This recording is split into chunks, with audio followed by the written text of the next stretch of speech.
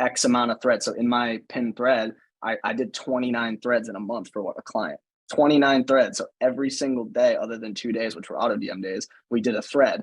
And we got that exact quantifiable result, $140,000 in revenue off of 29 threads and 2 auto DMs, doing specific kinds. I wrote exactly the specific kind of thread, niche thread, storytelling thread, like all of that. So just turn the case study into some sort of 3-5 step framework. And then now you can just recycle that framework for every case study you get. So if you have a client at 20K and 30K and you know, a million views, it's the same framework. You're just going to be saying it differently. It's like Twitter saying the same thing 1,000 different ways. So is your case study. If the results might be a little bit different or a little bit better, but the framework's the same, because ultimately, as you scale your business, you're just implementing the same framework over and over for different clients. That's how you scale. This is how you should go about putting out your content. You should be putting out all of your content with the intention of getting people to buy from you, especially in that 0 to 10 to 20K range.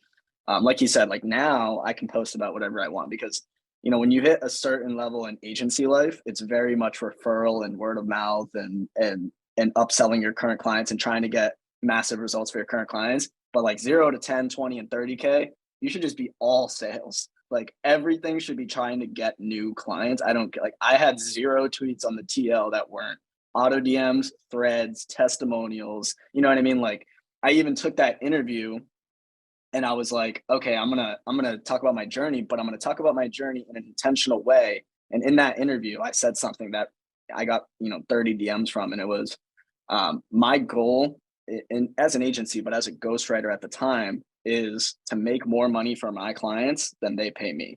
And I've continuously doubled and tripled down on that message. That's your goal when you're doing service work or any type of product, is to deliver more value than you're receiving. It should be something that Cold Email Wizard says. You need to deliver an asymmetric offer, an asymmetric amount of value. If someone gives you $1,000 a month, they should be able to receive $2,000, $3,000, $4,000 a month worth of value. And as you raise your prices, you just have to keep having more value given. So for me, I charge way more than I did back then, but I'm also providing way more value. And I also put that on the timeline. Like my pinned thread is like how a client made 100K a month. If my client's making 100K a month, they can pay me anything under 100K a month. You know what I mean? Like it's very common sense, but as a beginner, you get clouded. You have information overload, but in reality, you just have to follow the foundations, the checklists, the auto DM, the confidence proving tweets, the case study thread every week. I was sending 10 to 20 cold DMs a day, but now, I mean, you got to understand there's market sophistication. So you should be sending 30, 40 cold DMs a day and be personal with it. Or you should be doing a lot of warm DMs. What I did back then might not work now, and I understand that. Yeah, and a big one on this is, how people were shitting on the short form content people like a while ago, a few weeks ago? Exactly. And they were saying, dude, these DMs are dead. Like, don't call pitch. It's like, no, DMs are not dead. Your DMs are dead because of how you send them, because you are not good at it. Because Right. there are some that are really good, and those will get responses. I mean, you and I are the proof of it. I mean, we're here because of cold DMs, right? It's all, yeah, market sophistication is so important. Like you should be keeping eyes on and I'm always keeping eyes on my competition. Like if you're if you were a short form content agency, right? And everybody is memeing you on the timeline. They're making fun of you. They're talking shit. They're like, these guys are annoying. How can you now flip that to an advantage? Because if anything, now you have more traction.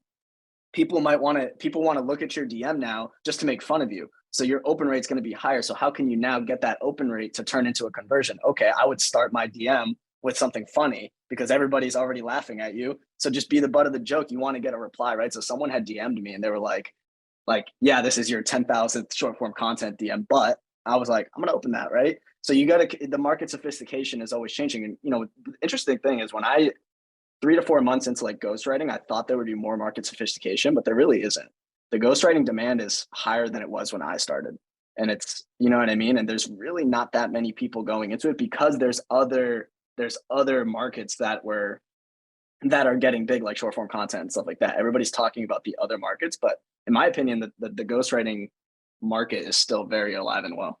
That's just a side note. Yeah, it's good. Although there's when one dude that helps others quit porn join Tweets and Clients, that's when I was convinced there's money everywhere. Like, oh my God, you charge $5,000 for that.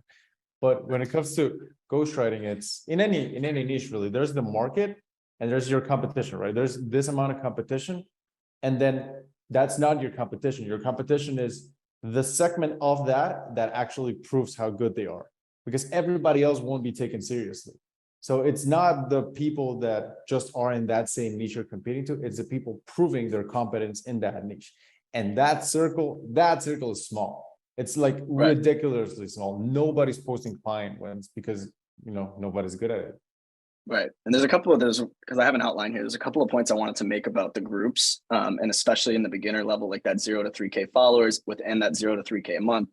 You know, some of the frequently asked questions are like, how do you grow those initial followers and how do you get those initial results? Something I did and that I don't talk about a lot that I see nobody doing. And I was in this group, right? I was in this Discord. You can literally search my name and see these messages that I'm talking about.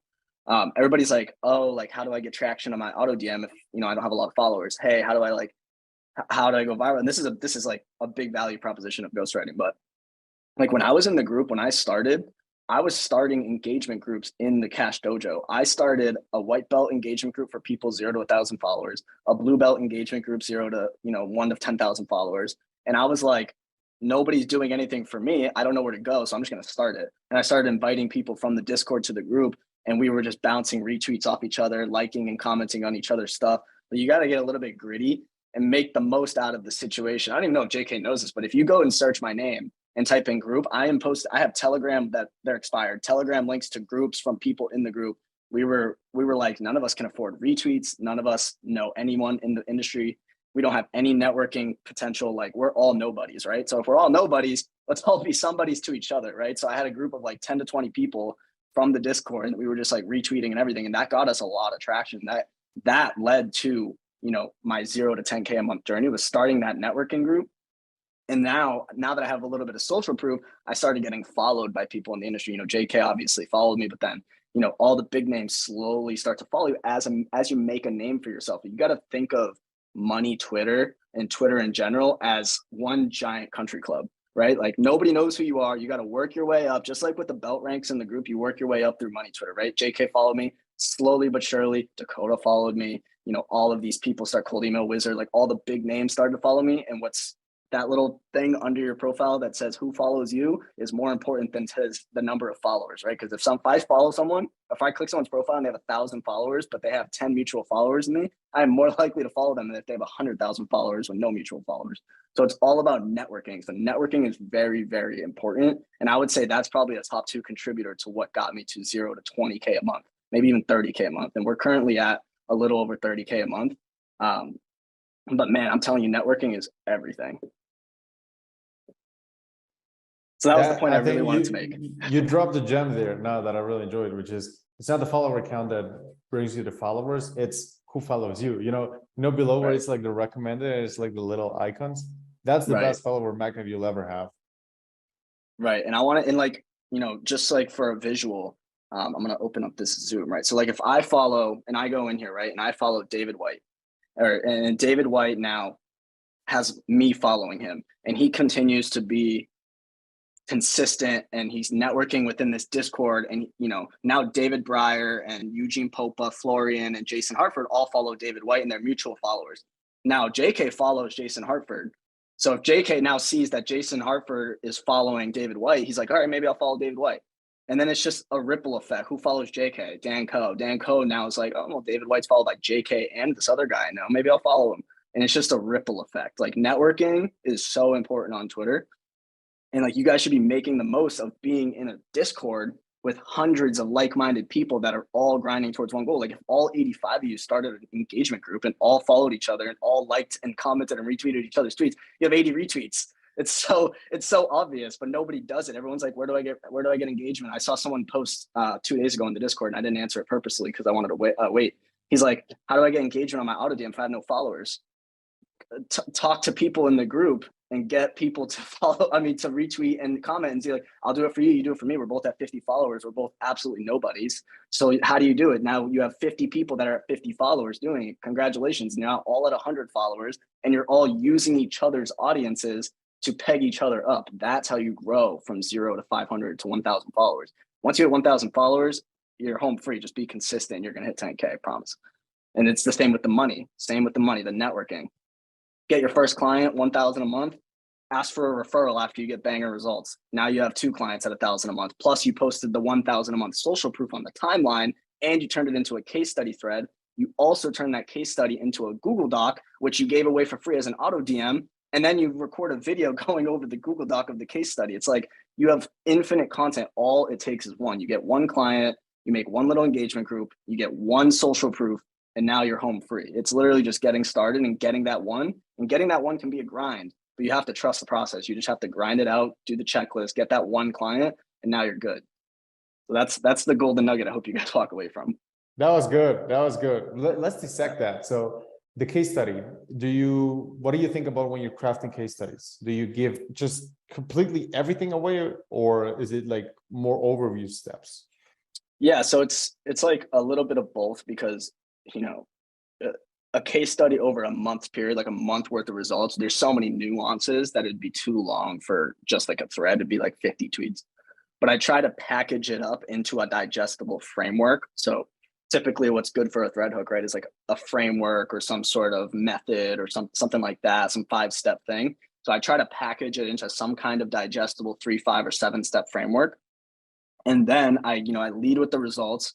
So my result is my client did 100K a month using this 3-step process. And now I break down his success, and ultimately it's my delivery process, right? So if I'm selling ghostwriting and I can break down my process, I boil down my process into 3 big steps. I turn it into a 3-step thread, and then I just provide the context from that specific client. So if my client did 100K a month, what did we do for him specifically? X amount of threads. So in my pinned thread, I did 29 threads in a month for what a client. 29 threads. So every single day, other than 2 days, which were auto DM days, we did a thread, and we got that exact quantifiable result, $140,000 in revenue off of 29 threads and 2 auto DMs, doing specific kinds. I wrote exactly the specific kind of thread, niche thread, storytelling thread, like all of that. So just turn the case study into some sort of 3, 5 step framework.